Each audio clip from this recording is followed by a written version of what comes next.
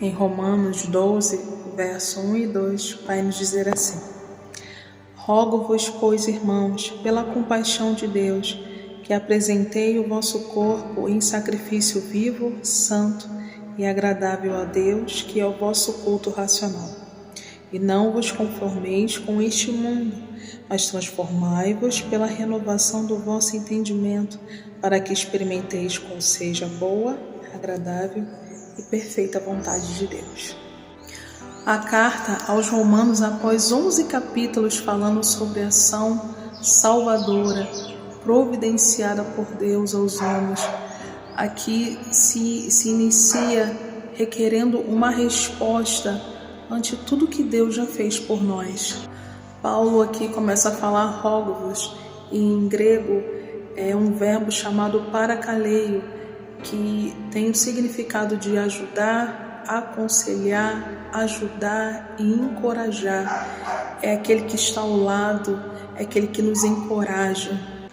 E ao dizer aqui rogo-vos, Paulo está expressando um grito que vem da alma, uma súplica, algo que vem do Espírito, que vem de dentro. Como eu disse aqui, rogo-vos em grego quer dizer parakaleio, e um dos sinônimos desse verbo em grego de parakaleio é aconselhar. Paulo aqui está dizendo, é a alma dele que está gritando, é como se ele dissesse: o que eu vou dizer a vocês é tão importante que vocês precisarão dormir, acordar e andar nele. Isso precisará fazer parte da vida de vocês, porque daqui para frente ser ouvinte não bastará, não preencherá o requisito de Deus, pois requer uma resposta clara ao que Deus está ordenando. Pois chegou a hora de reagirem e terem uma atitude nova mediante a essa ação graciosa realizada por Deus em nós. Pela misericórdia de Deus, por conta dessa misericórdia sem fim, é o que Paulo roga, que deixemos que seja gerado dentro de nós esse casamento que une a nossa vontade com a vontade revelada de Deus. Somente pela sua misericórdia é que posso me apresentar diante de Deus, ser transformada, ser transformado e viver a sua vontade, apresentando os nossos corpos como sacrifício. No sistema de adoração do Antigo Testamento, que foi criado com base nos sacrifícios, onde o corpo do animal imolado era colocado sobre o altar. O corpo era necessário para demonstrar materialidade, a intenção do ofertante. Um exemplo dessa materialidade foi o sacrifício absoluto e supremo de Cristo na cruz. Jesus não só nos amou emocionalmente, Ele não só entregou o seu coração e os seus sentimentos por nós. Ele foi traído, abandonado, cuspido, chicoteado, zombado, ferido e pendurado entre o céu e a terra e morto na cruz. Ele sofreu no corpo as angústias infernais da morte. Ele entregou o seu próprio corpo, carne e sangue, na cruz por nós. O apóstolo Paulo poderia ter dito: ofereça o seu ser e o seu coração. Mas o texto está falando de corpo, pois não adianta dizer que no espírito eu sirvo a Deus, mas na vida eu determino como as coisas devem acontecer. Eu digo: Jesus, o meu coração é teu, mas aqui no meu corpo quem manda sou eu. Isso é totalmente contraditório. A nossa entrega não deve ser puramente interior e sentimental, mas deve se expressar com atos concretos e palpáveis em nosso corpo. O argumento do apóstolo Paulo é simples: o corpo deve glorificar a Deus porque pertence a Ele. Lá em 1 Coríntios 6:20 vai nos dizer assim: porque fostes comprados por um bom preço, glorificai, pois, a Deus no vosso corpo e no vosso espírito, os quais pertencem a Deus. Oferecer o nosso corpo como sacrifício vivo. No Antigo Testamento, os animais tinham que ser mortos antes de serem oferecidos no altar como sacrifício. Só que agora não se trata mais de corpos de animais, mas sim do vosso corpo, do seu corpo. Não se trata mais de cadáveres, mas sim de um sacrifício vivo. Não deixe para oferecer a Deus um sacrifício vivo quando você não tiver mais forças nenhuma. Sabe, bem velhinho com tremor nas pernas. Esse sacrifício deve ser com a vida bem viva que temos ainda. Ofereça o seu corpo saudável, cheio de vida e energia para o Senhor. O sacrifício vivo não é pensar constantemente sobre Deus, mas dar comandos ao corpo para que estes manifestem as ações que representam uma vida ofertada a Deus. Pelos padrões do mundo, você estará desperdiçando a sua vida. Você estará tendo uma vida descartável, mas aos olhos de Deus você está sendo visto como um sacrifício vivo. Como disse Matthew Henry, notável puritano antes de morrer, ele disse: uma vida investida em comunhão com Deus é uma vida mais prazerosa no mundo inteiro. Então creia, você não está perdendo nada. Oferecer o nosso corpo como sacrifício santo. O animal oferecido pelo ofertante deveria ser sem defeito nenhum. Por isso, devemos ser separados para Deus. Vai uma pergunta aqui simples e profunda. Você pensa nessa matéria aqui como uma manifestação para a glória de Deus? Reflita sobre isso.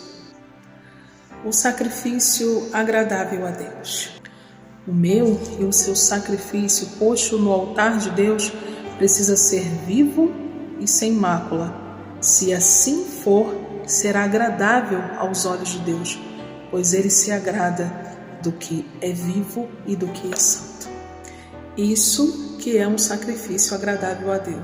No verso 2 vai dizer: não vos conformeis com esse mundo, mas transformai-vos. Não posso me moldar a esse mundo, não posso me moldar à cultura predominante. Não posso selecionar qual parte do mundo eu posso desfrutar, pois se assim fizer, acabarei me corrompendo com ele. Aqui vai um exemplo. A garça vive em meio à lama, pisa nela, mas continua sem se sujar. A palavra grega que Paulo usa no versículo 2 para transformado é metamorfose. Metamorfose significa que é uma transformação de um ser em outro ser. É uma mudança total na forma. Podemos colocar aqui o exemplo da lagarta. O exemplo da lagarta é que ela passa por um período como uma larva, se alimentando de folhas e se rastejando para se locomover. Antes de sofrer a mutação, a lagarta fica num casulo por algum tempo, até estar pronta para que aconteça a milagrosa transformação. E quando a borboleta fica totalmente formada, rompe o casulo e sai pronta para voar alto e se alimentar dos pólens das flores. A mudança radical da lagarta em borboleta implica em uma mudança também radical de hábitos. Os hábitos antigos são coisas que aquele ser fazia antes. Se a lagarta um dia ela se arrastou para chegar a algum lugar, agora como borboleta ela voa. Se ela comia alguns tipos de folha, agora se alimenta de pólen. É que a mudança fundamental aconteceu nela, que é a metamorfose. Mudou também o seu jeito de ser, os lugares que ela frequentava. É importante dizer que só há metamorfose se houver uma mudança radical na forma, nos hábitos e na maneira de ser. A Bíblia diz: assim que se alguém está em Cristo, nova criatura é, e as coisas velhas já passaram, eis que tudo se fez novo. 2 Coríntios 5,17. Somos transformados pelo Espírito dia após dia. a Bíblia ela nos diz: mas todos nós, com cara descoberta, refletindo como um espelho a glória do Senhor, somos transformados de glória em glória, na mesma imagem como pelo Espírito do Senhor. Eu quero que você levante a sua mão comigo e diga: eu quero ser transformado todos os dias, eu quero ser renovado todos os dias até o final da minha vida, em nome de Jesus. Renovados pela renovação da nossa mente. A palavra grega que Paulo usa no versículo 2 de Romanos 12 para a renovação é metanoia, que quer dizer mudança de mente. Nossa vida é construída através dos nossos pensamentos. E se você quer viver uma mudança na sua vida, você precisará renovar a sua mente. Pois não há como ser transformado com pensamentos incoerentes rondando a nossa mente. A Bíblia diz assim: quanto ao mais, irmãos, tudo que é verdadeiro, tudo que é honesto, tudo que é justo, tudo que é puro, tudo que é amável, tudo que é de boa fama, se há alguma virtude e se há algum louvor, nisso pensai. O que está sendo expresso nesse verso é um retrato da palavra de Deus. Ela é verdadeira, pura, justa, honesta e de boa fama. É poderosa e nos conduz à adoração a Deus. E escute bem o que eu vou te dizer. Você não precisa ser escravo dos seus pensamentos. Você pode viver sob o controle e a direção do Espírito Santo de Deus e vencer essa batalha. Como é a vontade de Deus? Bom, a vontade de Deus é boa, porque por mais que as coisas estejam difíceis, eu sei que no final eu vou concordar, você vai concordar também que todas as coisas cooperaram para o seu bem. A vontade de Deus, ela é agradável, porque quando a minha vontade se casa com a vontade de Deus, o prazer de Deus passa a ser o meu prazer também. A vontade de Deus precisa se tornar a nossa vontade. Quando a nossa vontade se casa com a vontade de Deus, de forma que o que desejamos oferecer a Deus não é algo exterior a nós, mas é algo que procede da nossa própria vontade. Então tudo começa a se tornar um privilégio, um prazer, algo agradável a Deus. Porque privilégio é ter um corpo para oferecer a Deus e por inteiro. A vontade de Deus é perfeita. Quando a vontade de Deus passa a ser a minha vontade, o melhor de Deus se manifesta perfeitamente em mim. A vontade de Deus passa a ser o meu norte para voar a lugares mais altos. Se o meu desejo é casar a minha vontade com a vontade do Espírito Santo de Deus, através da misericórdia dele, então o que quero é oferecer o meu corpo, a minha inteligência, as minhas forças, os meus talentos, os meus dons, o meu ser como sacrifício vivo e santo e agradável a Deus. Então que você possa se doar por inteiro a Deus, porque quando Ele se entregou por nós naquela cruz, não foi só uma perna, não foi só uma mão, não foi só um pé, mas foi por inteiro. E que Deus nos abençoe.